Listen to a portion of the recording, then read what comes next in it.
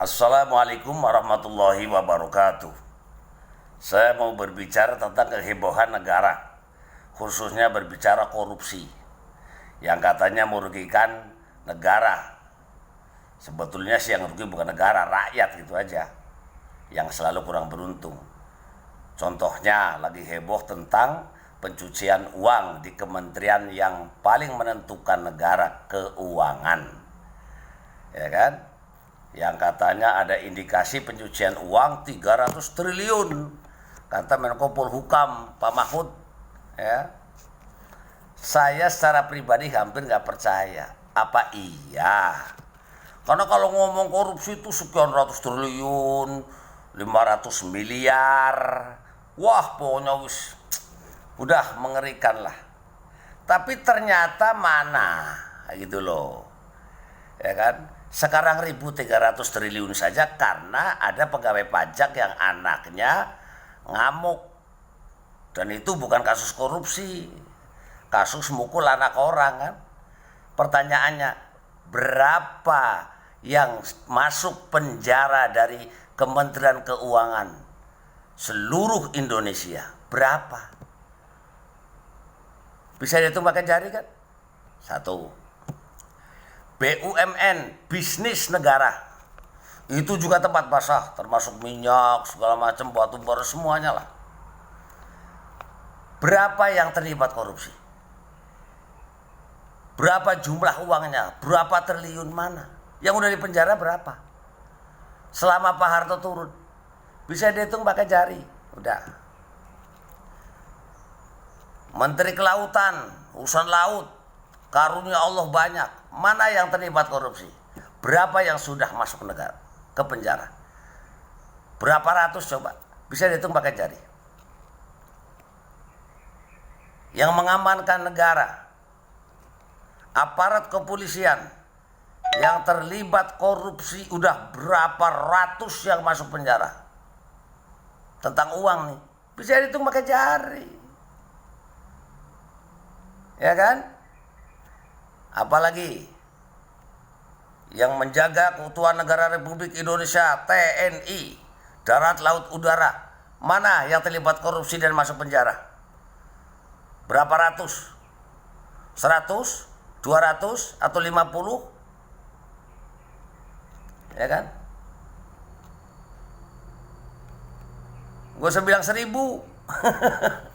Nggak ada. Kalau butuh ada, berapa? Bisa dihitung juga pakai jari. Kejaksaan, ini khusus eksekutif, berapa para jaksa dari bonggolnya yang masuk penjara gara-gara korupsi? Bisa dihitung pakai jari. Legislatif, DPR semenjak Pak Harto turun, berapa yang sudah masuk penjara? Berapa ratus? Itu pun bisa dihitung pakai jari. Yang terlibat korupsi, maling uang negara. Yudikatif, dari Mahkamah Agung, seluruh hakim se-Indonesia, berapa gelintir yang udah masuk penjara karena korupsi? Bisa dihitung pakai jari. Maka saya nggak begitu yakin kalau ngomong triliun, mana? Maka KPK yang sudah tertangkap, bagi KPK di tukang nangkep orang maling uang negara nih. Berapa KPK yang sudah dipenjara karena korupsi uang? Itu pun bisa dihitung pakai jari. Sekian persen. Tanya lagi sama KPK, berapa hasilnya? Berapa jumlah uangnya? Berapa ribu triliun yang sudah ketangkep? Padahal mereka semua digaji. Seluruh yang mengatur negara, legislatif, eksekutif, yudikatif, semuanya mereka adalah digaji oleh negara. Sampai sekarang.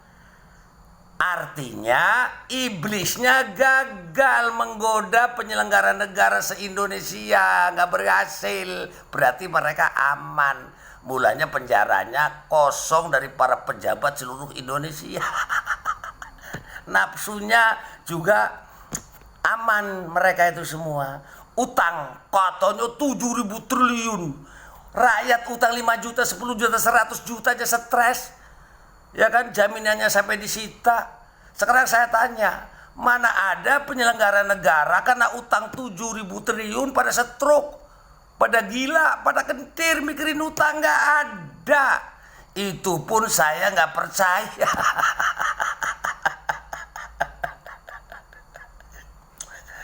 Aduh, gaji jalan terus, ya kan?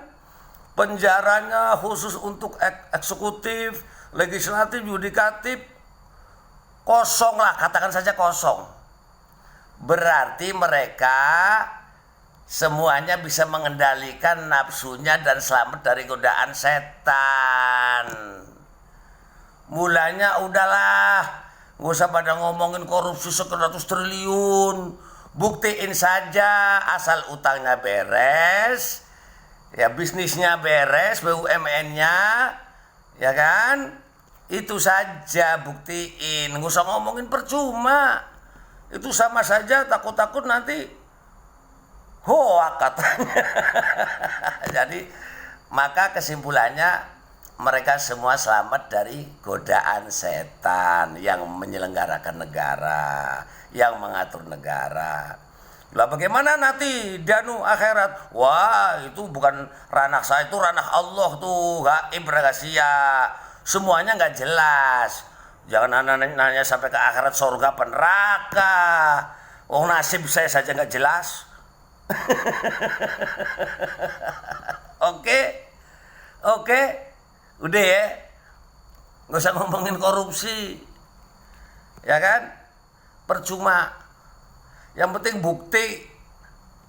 Maka kesimpulannya tadi semuanya zahirnya selamat, iblisnya gagal menggoda seluruh penyelenggara negara.